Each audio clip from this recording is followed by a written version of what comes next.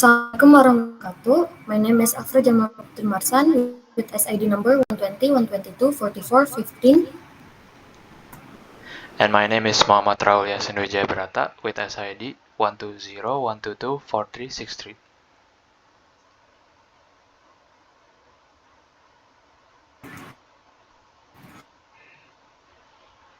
We are going to present our final project about data analytic study case.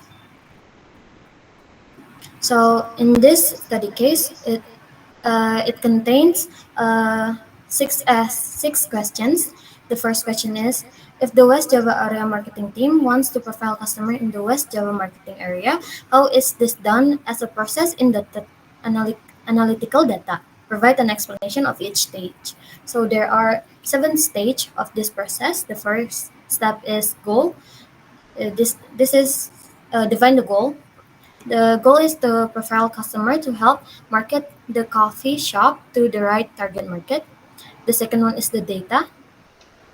We have to collect the data, inventory, average daily process, and number of coffee menu item, and then clean the data. Because the data is still dirty, we have to clean it, use it using Excel or Collab. The fourth step is enrich the data. This provides additional insight and analysis. The fifth step is visualize.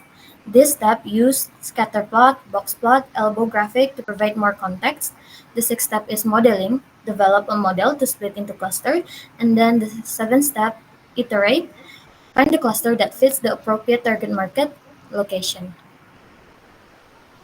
So the second question is what needs to be done with the available and selected data for each group so that the goal of the West Java area marketing team to profile customer in the West Java area can be achieved. The answer is they can implement k-means clustering method to find out which clustering of area that has the highest daily profit, lowest in the inventory, and the highest coffee menu item. Moving on to the third question, showing the process carry out and technical implementation in Colab or Microsoft Excel for question number 2. The first step, since we already obtained the data, we clean the data. Through Excel, we can find any inconsistent, noisy, or outliers by using the sheet control plus F function and typing the titik dua. We can find the inconsistent data by sorting it from the largest to the smallest. We can find the outliers as well as the missing data. After we found the data, we deleted it except for the missing data. Next is to open Colab and then import NumPy, Pandas, Seaborn, and Matplotlib on the Colab. After that, upload the clean data and then replace the still missing data with the average values of the column above the data.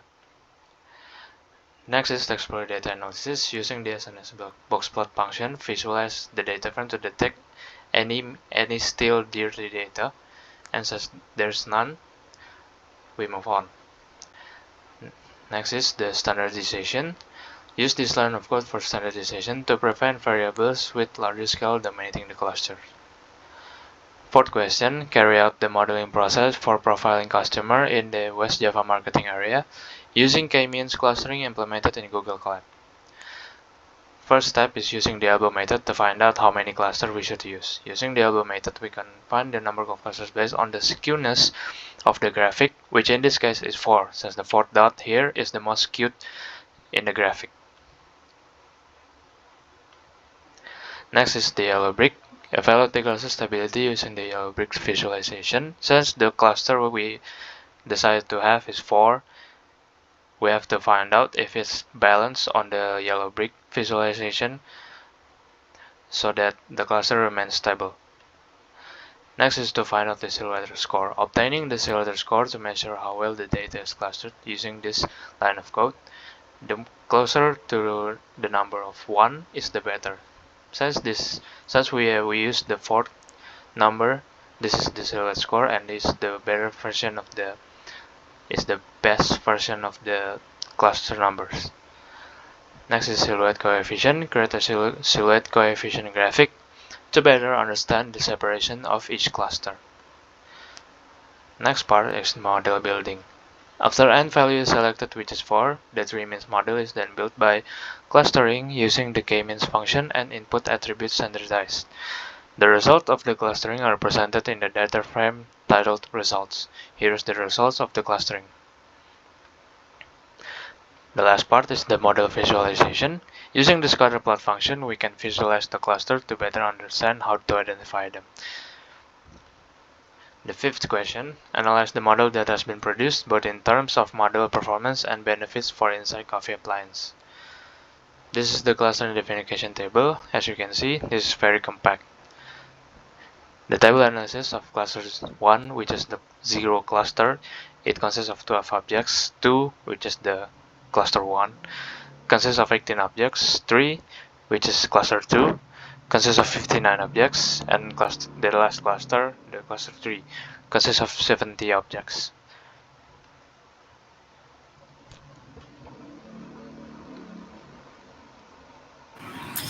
Move on to the sixth questions. Based on the clustering model that has been built, which clustering can be used as a target market?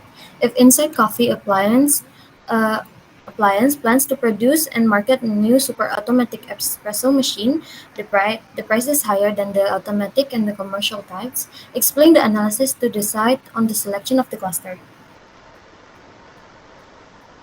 So this is the centroid table. Using the centroid function, we can add more information to the cluster by analyzing the score of the certain centroid. This is the same as before, but we move it to Excel to have more clearer